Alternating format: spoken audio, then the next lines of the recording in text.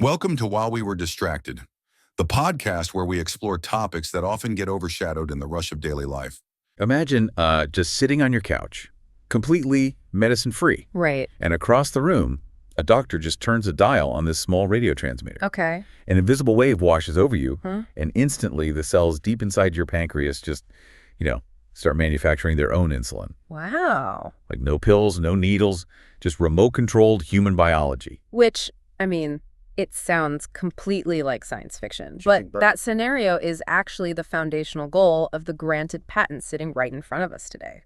Yeah, so we have this fascinating stack of sources here, mainly centered around U.S. patent 10,786,570 B2. It's a bit of a mouthful. It is. It was granted to researchers at the Rockefeller University, and the title is a bit of a marathon. It's called Ferritin Nanoparticle Compositions and Methods to Modulate Cell Activity. Right. Highly technical. Very. And while the science inside is this massive leap forward for non-invasive medicine, the internet has had a wildly different reaction to it. Oh, absolutely. This exact same document has sparked these huge viral claims about global elites using 5G for literal mind control. Yeah, the contrast between the clinical reality of the laboratory and the fears circulating on social media is just stark. Which is exactly why we're doing this deep dive. Whether you're listening to this because you want a glimpse into the future of biotechnology, or you're just trying to parse fact from internet fiction, we're going to give you the exact mechanisms you need to understand this tech. Exactly. No overwhelming jargon, just the core science. Right. So, okay, let's unpack this. Well, the researchers call this technology NICE. That stands for nanoparticle-induced circuit excitation. Nice. Okay. And the easiest way to visualize the overarching concept is, think of the cells in your body like smart home devices. Oh, okay. I like that. Right. But instead of using your home's Wi-Fi network to tell a smart bulb to turn on, these scientists are using highly specific radio waves to tell a biological cell to activate. But see, bridging that gap is what always confuses me. How so? Because a radio wave is just electromagnetic energy, right? Right. How does an invisible wave of energy actually tell a physical biological cell to do something? There has to be a physical mechanism translating that signal. There is, and it relies on three very specific components working together. Okay. First, the researchers utilize metallic nanoparticles. We're talking about unbelievably tiny particles of iron oxide or gold. Like microscopic metal. Exactly. Second, you have a radio frequency magnetic field, an RF field, which generates those invisible waves. Right, the radio waves. And third, you have a specialized receptor sitting right on the surface of the biological cell itself. It's called a TRPV1 channel. Wait, you mentioned it's a receptor on the cell's surface. Does it just act like an antenna catching the radio wave? Not directly, no. It actually functions as a temperature gauge. The temperature gauge? Yeah, the TRPV1 channel is a naturally occurring ion channel in biology that detects heat. You've actually experienced this specific receptor firing yourself. I have. Yeah, it's the exact same sensor on your tongue that reacts to the heat of a spicy chili pepper. Wait, really? The chili pepper sensor? The very same. When it gets too hot, the channel physically changes its shape. It opens up a pore in the cell membrane, and it allows a flood of calcium to rush inside the cell. I see where the metal comes in, because radio waves can heat up metal. That is the fundamental mechanism. It's a process called induction heating. Okay. If you've ever used an induction cooktop, it's the exact same principle. The magnetic field rapidly alternates, which induces electrical currents inside the metal, and that generates heat. So they're basically putting tiny heaters on the cells. Basically.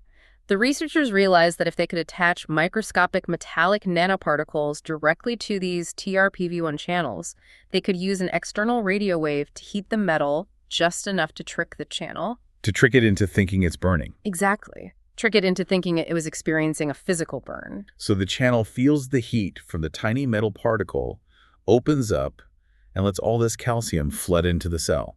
But how does a rush of calcium translate to the cell manufacturing a drug like insulin?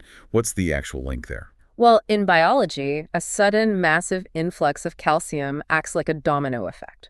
It's a universal biological on switch. It's on switch. Yeah. When that calcium floods in, it wakes up a specific enzyme inside the cell called calcineurin. Calcineurin, okay. And that enzyme then grabs a resting protein called NFAT and essentially alters its physical shape. Almost like cutting a key to fit a specific lock. Very much so. That shape change is essentially a VIP pass. Nice. It allows the NFA protein to travel directly into the cell's nucleus where the DNA is stored. Oh, wow. And once it's inside the nucleus, it binds to a specific sequence of DNA and gives the command to start expressing a targeted gene immediately. So to synthesize this for a second. Yeah, go ahead. The radio wave heats the metal burns the receptor opens the gate for calcium, the calcium activates the VIP protein, and the VIP protein unlocks the DNA to manufacture the medicine. You nailed it. It's an incredible chain reaction. It really is. It reminds me of like putting a tiny metal bowl inside a microwave. Oh, good analogy. Right. When you turn the microwave on, only the metal bowl heats up while the rest of the kitchen stays cool. Exactly. But, I mean, here's my major pushback on this entire concept. Let's hear it. If you put metal in a microwave, things usually end in a sparking disaster. Fair point. If you're heating metal inside a human body, how do you ensure that only the correct cells get the heat? Like, I'm picturing severe internal burns to the surrounding organs. Right. And what's fascinating here is the sheer precision of the targeting mechanism the scientists developed to solve that exact problem. How so? Well, they didn't just inject iron oxide into a bloodstream and hope for the best. I would hope not. Yeah. They utilized genetic engineering to modify the TRPV1 channel, inserting a unique microscopic tag into its structure. A tag. Specifically an epitope tag known as HisX6. So they aren't targeting normal cells at all. They're creating custom-engineered cells that have this specific tag hanging off the outside, like a molecular docking station. That is a perfect way to visualize it. And once the cells have that specific docking station, the researchers coat their iron oxide nanoparticles with antibodies. Antibodies. Right. Antibodies are nature's ultimate homing missiles. They only bind to their perfect match. That makes sense. So when the nanoparticles enter the body, they ignore every single normal cell. They only dock onto the engineered cells with that HisX6 tag. It creates a flawless lock and key system. Which means the metal is physically anchored directly to the target receptor, nowhere else. Exactly. And because of the microscopic scale we're talking about, the physics of the heat transfer are heavily localized. Localized how? The heat decays incredibly fast, just a few nanometers away from the particle. The energy transfers directly into the TRPV1 channel to open it, but the overall temperature of the surrounding tissue does not rise at all. Okay, making cells spark in a petri dish with perfect precision is an amazing feat of chemistry. It is. But doing it in a messy, living circulatory system is entirely different. If they try this inside a living animal, how do they ensure those targeted cells actually survive the process and do what they're told? That was definitely the primary hurdle for the researchers, and it leads directly into the in vivo studies documented in the patent. The live animal Right. studies. To prove this could work as a viable medical treatment, they focused their animal models on diabetes. Okay. They took endocrine cells, a specific line called PC12 cells, and genetically engineered them to have both the tagged TRPV1 switch and a human insulin gene. Here's where it gets really interesting. Yeah. So the payload, like the gene unlocked by the VIP pass we talked about earlier, is the production of human insulin. Yes, exactly. They injected these engineered cells just under the skin of nude mice. Wait, why nude mice? Well, nude mice have suppressed immune systems, which prevents their bodies from rejecting the foreign cells. Oh, got it. Yeah, allowing the researchers to form small, stable, subcutaneous grafts. After the grafts were established, they injected the locked and keyed iron oxide nanoparticles into the mice. And it found the grafts. Yep, the nanoparticles circulated, found the engineered grafts, and docked perfectly. Then they placed the mice inside a specialized radiofrequency field. And what were the actual results when they turned the dial? Like, did the mice start producing insulin? The data from the monitors was undeniable. The mice experienced a rapid, significant drop in their blood glucose levels. Wow. And corresponding blood tests showed a massive spike in human plasma insulin circulating in the mice. That's insane. The invisible radio waves had successfully reached deep into the tissue, heated the specific nanoparticles, opened the calcium channels, and forced those grafted cells to manufacture and secrete insulin on demand. And the mice themselves. Like, did the thermal monitoring show any of the collateral tissue damage I was worried about earlier? The researchers monitored the core body temperatures of the mice, as well as the temperature of the tissue directly surrounding the cell graft. And the core temperatures remain completely stable. Even the intratumoral temperature The area right where the engineered cells were clustered, stayed between 23 and 31 degrees Celsius. Which is safe. That is well below the 42-degree threshold required to open a normal TRPV1 channel. The data proved the heating was extraordinarily localized. That is breathtaking when you consider the medical implications for you, the listener. Truly. Imagine treating complex metabolic diseases without invasive surgeries or daily pills that just flood your entire system and cause massive side effects. It's a total paradigm shift. But wait, what if you have a condition that requires multiple interventions? The human body rarely relies on just one chemical pathway. Yeah. Can we only control one type of cell at a time with this system? Actually, no. The patent outlines a brilliant solution for complex regulation through something called combinatorial control. Combinatorial control. Yeah, because different metals have different physical densities and magnetic properties, they require completely different radio frequencies to heat up. Oh, so an iron particle and a gold particle are basically tuned to completely different radio stations. Exactly. Iron oxide nanoparticles maximize their induction heating at a relatively low RF frequency of 465 kilohertz. Okay. But a gold nanoparticle will completely ignore that frequency. Gold requires a much higher frequency, around 13.5 megahertz, to begin heating. Oh, I see the architecture they're building here. Yeah. You could engineer two completely different sets of cells in the same patient. The researchers proposed doing just that. You put the His docking station on the cells designed to produce insulin, and you use iron oxide nanoparticles. Right. Then you put a different docking station, say, a flag tag, on a completely different set of cells designed to produce glucagon, which raises blood sugar. And then you use gold for those. Exactly. You coat your gold nanoparticles to seek out the flag tag. You essentially have a remote-controlled biological system with two independent dials. It's amazing. Turn the dial to 465 kilohertz, the iron heats up, insulin is released, and blood sugar drops. Turn the dial to 13.5 megahertz, the gold heats up, glucagon is released, and blood sugar rises. Yep. And they operate in the exact same body without ever interfering with one another. It is a massive conceptual leap toward creating a fully controllable artificial endocrine organ. But looking at this critically, there is a glaring logistical problem with this as a long-term human treatment. What's that?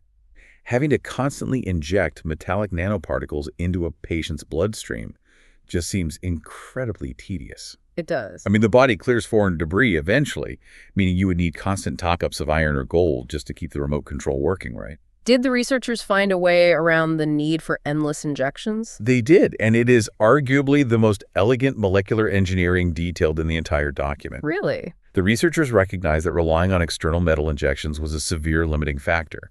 So instead of injecting metal, they genetically instructed the cells to simply build their own. Wait, a biological cell building a metallic antenna? How is that even possible?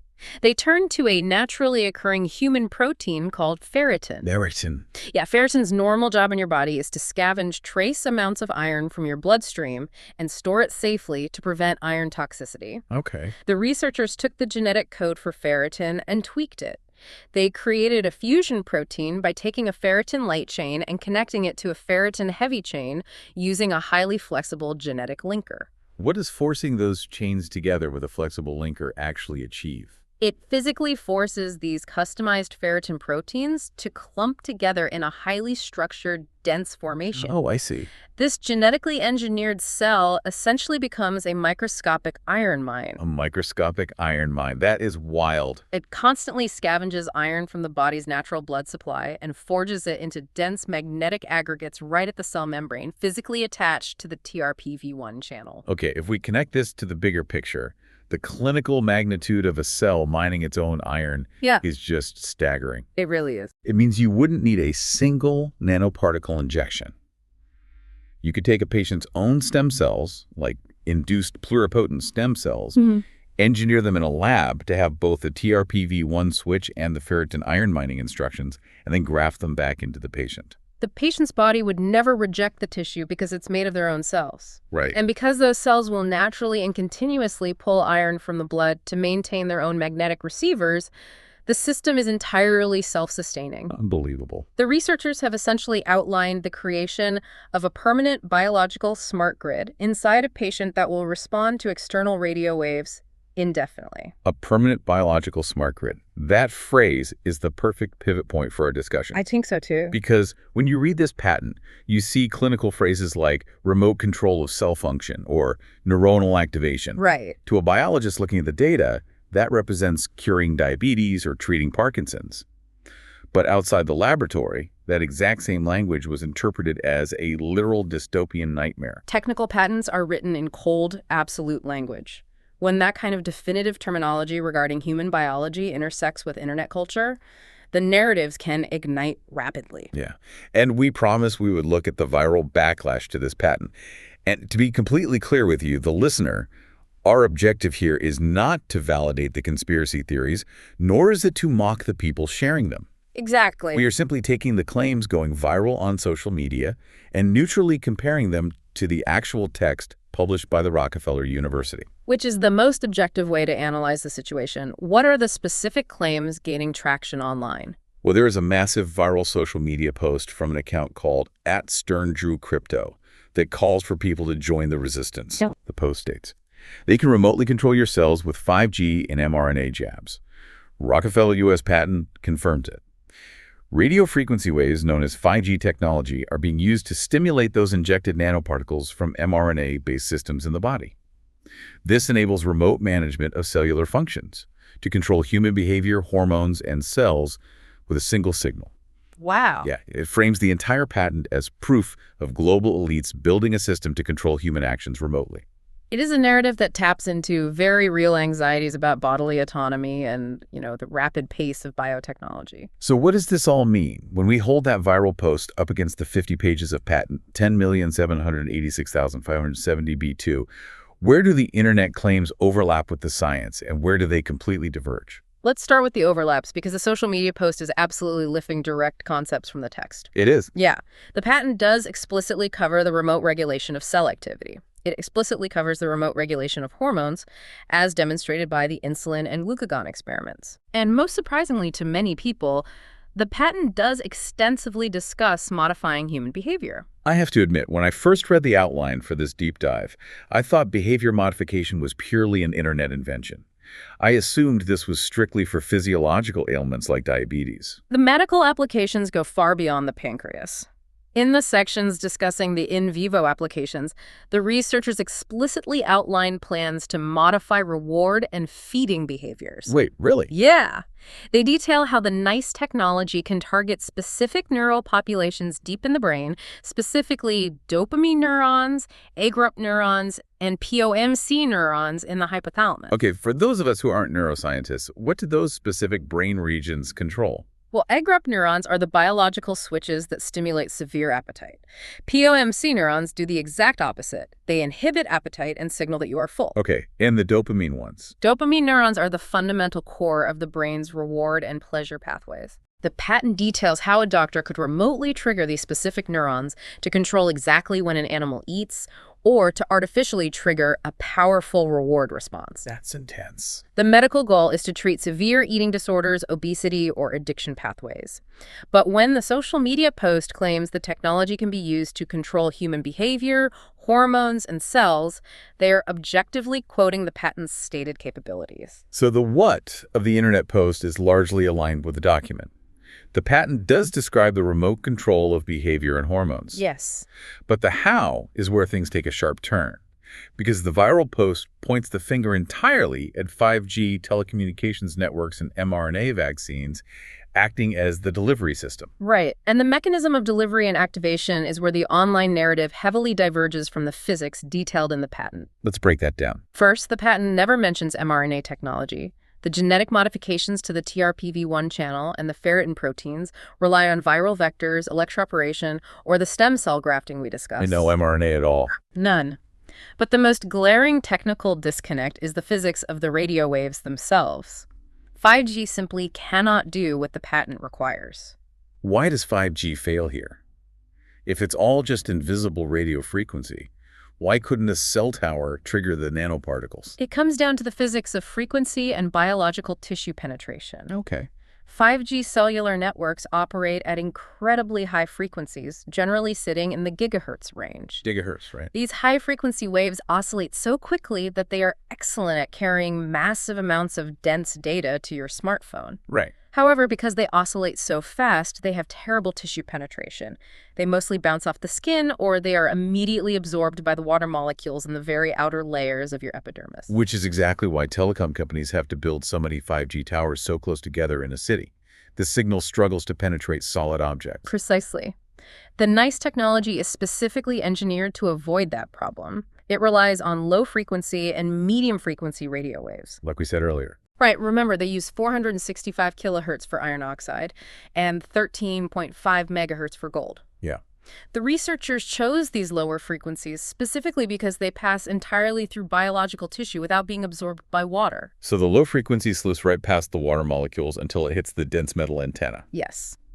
If a doctor tried to use 5G gigahertz frequencies to reach a cell deep inside the liver or the hypothalamus, the signal would just scatter and absorb at the skin level. That makes sense. The activation of the NICE system requires specialized, dedicated induction coils, creating a very localized magnetic field, not ambient cellular data signals bouncing around a city. It is genuinely fascinating to see how the exact same highly technical document can mean two entirely different things depending on the lens you view it through. It really is. Because a phrase like modulating cell activity sounds like a miraculous life-saving cure to a patient who is desperate for an alternative to deep brain surgery. But that exact same phrase reads like a blueprint for institutional overreach to someone wary of merging human biology with remote-controlled technology. It perfectly highlights the dual-use nature of all breakthrough biotechnology. The profound power to heal a biological system is inherently the exact same power required to control it. And that brings us to the end of our deep dive today. We covered a lot of ground. We really did. We've traced an incredible scientific journey. We started with the basic physics of using invisible waves to heat tiny metal particles, turning chili pepper receptors into biological switches. Yep. We saw how those switches could force a living creature to manufacture its own insulin on demand. Amazing stuff. We explored how the body could literally be engineered to mine its own iron to build permanent magnetic receivers. The ferritin. Right. And finally, we examined the intense cultural friction that sparks when clinical laboratory language collides with public fears about bodily autonomy. This raises an important question as this technology inevitably moves from mouse models toward human clinical trials. What's that? Well, the regulatory frameworks we use to evaluate medicine will need to become just as sophisticated as the molecular engineering itself. We absolutely have to understand these mechanisms now before the technology is a standard option in a doctor's office. I agree completely. Which leaves you, the listener, with a final, lingering thought to mull over. We spent time exploring why 5G isn't the correct frequency to trigger these targeted nanoparticles. Right. But deep in the patent, the researchers explicitly warn that their low-frequency fields will accidentally heat up any stray metal in the vicinity. Any metal. So, as we continue to push the boundaries of bioengineering, intentionally designing human cells to react to specific magnetic frequencies, could the ever-increasing ambient electromagnetic noise of our modern tech-filled environments eventually, accidentally, flip the switches inside our own bodies? It is a sobering technical question about the invisible, overlapping environments we are building around ourselves every day. It certainly is. Thank you for joining us on this exploration of the invisible medicine of tomorrow. Keep questioning, keep exploring the hidden connections in the world around you, and we will see you next time. Don't forget to like and subscribe for the next episode on While We Were Distracted.